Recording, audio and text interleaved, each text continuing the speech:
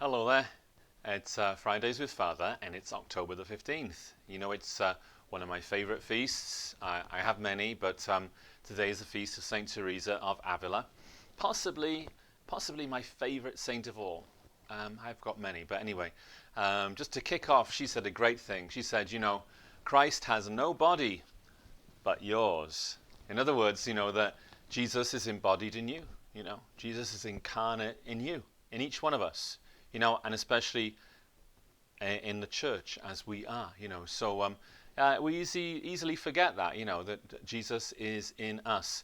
And therefore, I suppose the message, that St. Teresa had was, well, take care of your body, all right? Be careful what you do with it, all right? So anyway, happy feast. It's the feast of St. Teresa of Avila. Great woman, great saint, Great place, Avila, if you get a chance to go. It's a great place to go. Anyway, I'm here with you today. I've got a number of different things, kind of like a potpourri day, really, of different little items I wanted to share with you. Jonah is on the floor. He's fast asleep. He's had his walk, and he may pay a visit before we finish here today.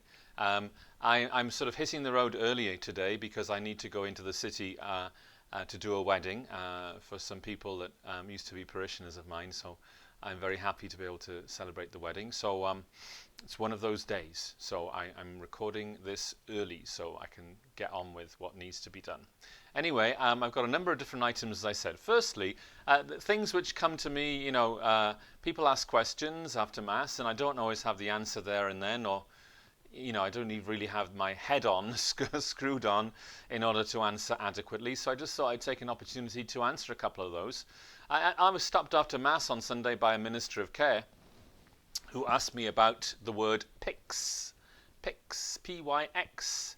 What is the origin of that? And our ministers of care, they take communion to the sick regularly in sort of nursing homes and in people's homes. And what they use to carry the Blessed Sacrament is what we commonly call in the Catholic Church a PYX. And in case you've not seen one, this is a PYX. Okay, it's a little receptacle. This one's silver. It was given to me by my dad. In it holds a certain number of hosts. They come in different sizes, depending how many you want to carry. Okay, and we use these. And the word we use in the Catholic Church, in English anyway, is PYX, P-Y-X. Okay, well, it comes from the Greek and just means box. Okay, I mean, there's no great mystery to that. It just means box or container or what have you. But what's interesting is, the PYX or pyxes were the first tabernacles, in the Catholic Church. And these used to be suspended, above the altar. They'd be like hanging on a chain or a wire or something. And from the PYX, communion would be taken to those who were sick, who couldn't come to Mass. And they were suspended above the altar because so that, rats or mice couldn't get at the consecrated bread. Interesting, right? So we have tabernacles now, which are like big boxes with locks and stuff like that.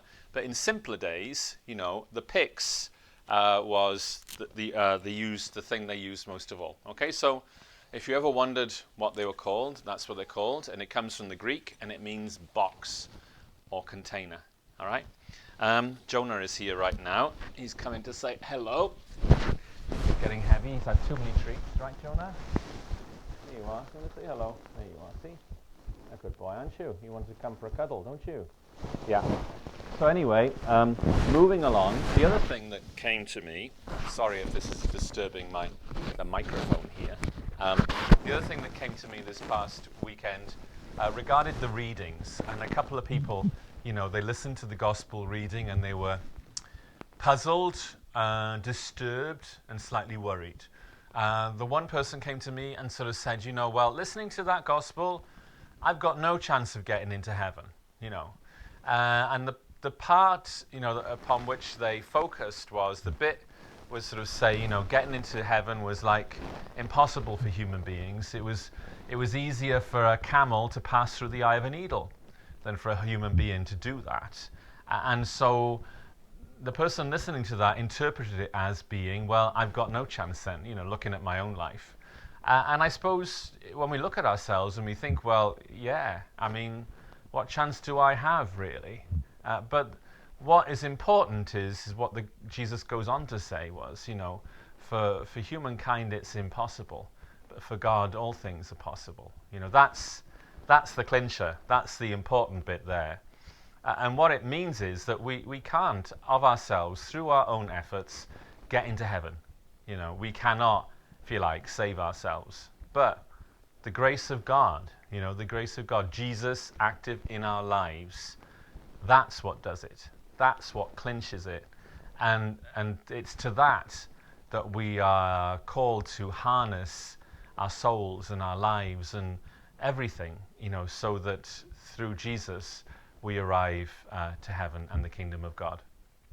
I hope that answers the point that the person was making. But it's funny how we listen to sometimes readings, and what we listen to most of all is the negative. Is think I got no chance of doing that. Or we identify with the worst bits, and we don't always catch or focus on the good news, And the good news is that all things are possible for God.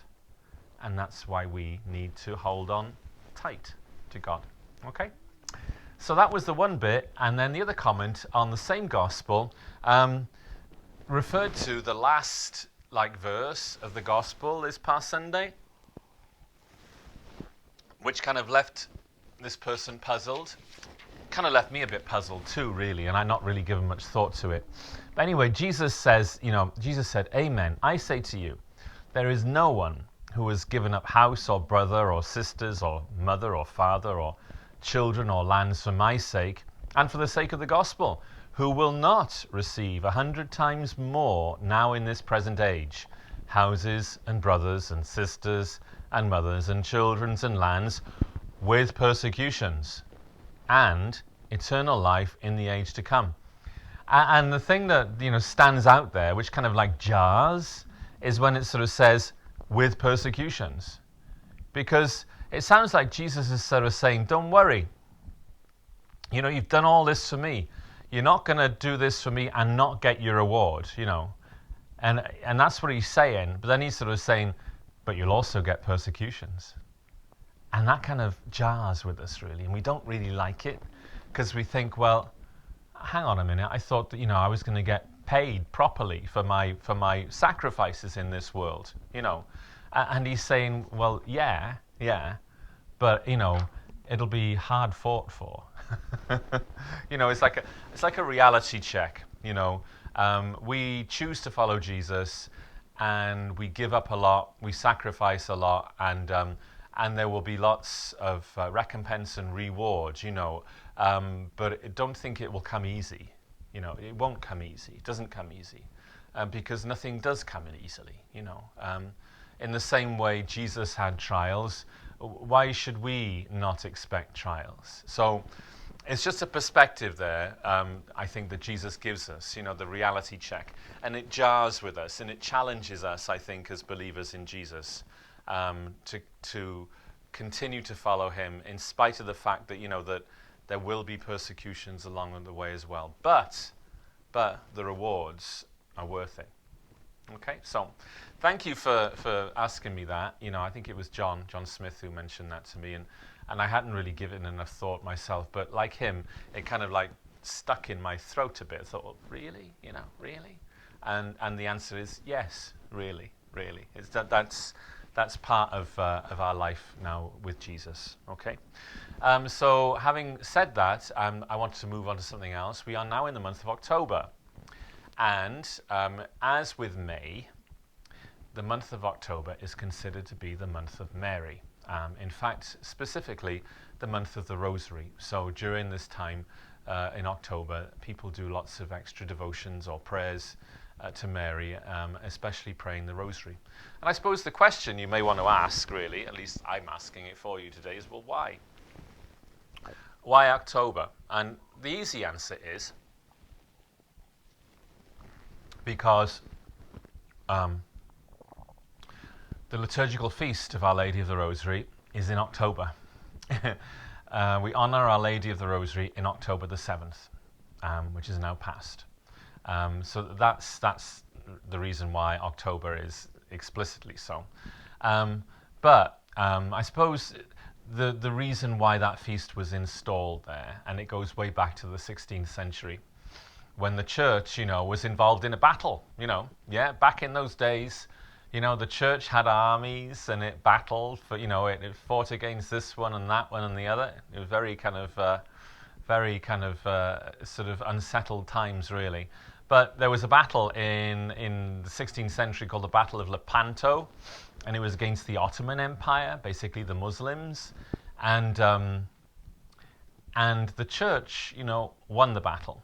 It won the battle, and the Pope at the time, Pius V, attributed the victory to the prayer of the Rosary, that he had, in some ways, apart from arming his armies with weapons and stuff, he armed them with the most important weapon of all, which was the Rosary. And everybody prayed the Rosary, and they won the Battle of Lepanto. And therefore, he instituted the Feast of the Holy Rosary in thanksgiving to God for the Rosary and of our Blessed Mother, and for the protection which the Rosary brings us. And I suppose that's the point I wanted to take, really, was the fact that as Catholics, we see the Rosary, really, as an important, I don't want to say weapon, but a way of protecting us, against all manner of evil, really. The Rosary is considered, and I believe it to be true, a powerful prayer of the Church. And I know lots of you pray it, even daily. Some of you don't. Some of you maybe never think of praying the Rosary. But it's a part of our life, and it's, if you like, part of the richness of our heritage, to be able to pray the Rosary. And we get protection from it. So it's amazing when you think the prayers that go on daily, the recitation of the Rosary, brings about far more blessings than maybe we anticipate or think of. So if you're ever in need of, if you say, protection or strengthening, the Rosary is a good one. So I would suggest, maybe during the month of October, if you're not a person that says the Rosary every day, maybe just to do it once throughout the whole month, just as a way of dipping into that richness, into that treasure trove of prayer, for our church, and pray the Rosary once. And I just want to say something briefly about the Rosary, because it's quite interesting, because some people sort of think, well, where did it come from? What's the origins of it? And the way I understand the Rosary, in some ways, it's like being an evolution of prayer over centuries. And in its various very basic forms go way back to the early church and early medieval times, when the centers of prayer which sprung up, moving into the early medieval times, were focused around monasteries. Centers of prayer were monasteries; they were teaching centers and everything. And the monks, prayed around the clock, as they still do to this day. And so what the monks did was that they dedicated themselves to praying the 150 Psalms, of the Bible. And that was their main source of prayer, and it still is to this very day, But the monks, they were educated, literate people. They could read, couldn't they? They were taught to read. The question is, what about the poor people? What about the rest? What about the regular people, believers in Jesus? How did they pray? And what was there for them as a tool for prayer? They couldn't read books. What could they do? And so what they were instructed to do was to, instead of praying 150 Psalms, to pray 150 Our Fathers. Interesting, right? So you can see where I'm going with this. So kind of almost like mimicking in a parallel fashion what the monks were doing. The poor people, the plebs, they were saying 150 Our Fathers in that sort of repetitive fashion and meditating on it as they go. So anyway, then comes along St. Dominic. And again, 16th, I know he's earlier, I think. I think he's 14th or 15th century in Spain, founds the Dominicans. He's a friar, and preaching and prayer and all that is important to him. The Rosary in its formulation is attributed to him in the way that we have it now. And it seems that our Blessed Mother gave him, in some ways, this inspiration Exactly how, I don't know. And what he came up with was the Psalms of the Blessed Virgin Mary, or the Psalter, the small Psalter of the Blessed Virgin Mary, which are basically, the words of the Hail Mary and all the Marian words that we have in the Gospel. And so what he formulated then, you see, for regular people was not just praying 150 Our Fathers, but praying 150 Hail Marys. And then he punctuated it, divided it up into decades and mysteries and into the rosary as we have it now on the beads with the cross and all that kind of thing. So from something which is very rudimentary and basic, it kind of developed into something which is slightly more organized, and we now call it the Holy Rosary. And that is the origin of the Rosary as we know it today. There you go. I just offer you that as an interesting piece of information. But what I think for me is important to know is that, prayer develops. And so, like, the Rosary developed from early times, from very simple, needy origins, where people needed to pray, and they wanted to pray, and were looking for a way to pray, and they were shown to pray in different ways. And we all, from an early age, were shown how to pray in different ways. But it grows and it develops and it becomes something else. And that's what happened with the Rosary. There you go. Finally, before I close for today, just to re-mention what I mentioned last week. The Feast of All Souls on November the 2nd and the month of the Holy Souls, the month of November, we want to present for you an online version of a memorial altar, altar of the deceased, altar of the dead. And we invite you to send in pictures of your deceased loved ones, deceased family members, and we will display them in a prayerful fashion online, and you can watch them and pray with them during the whole month of November. And I want to say thank you to those people who have already submitted pictures. We have, over 20 people who have done that from different parts of the world. So if you haven't done so, please send in your pics.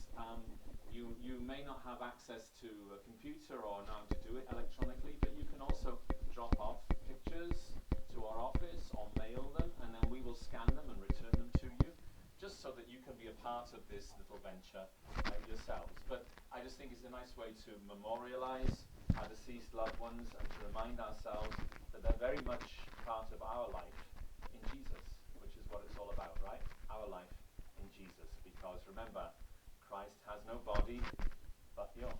Okay? Anyway, be joyful, keep the faith, keep the faith, and I'll be seeing you next week. See you Sunday for Mass. Bye-bye.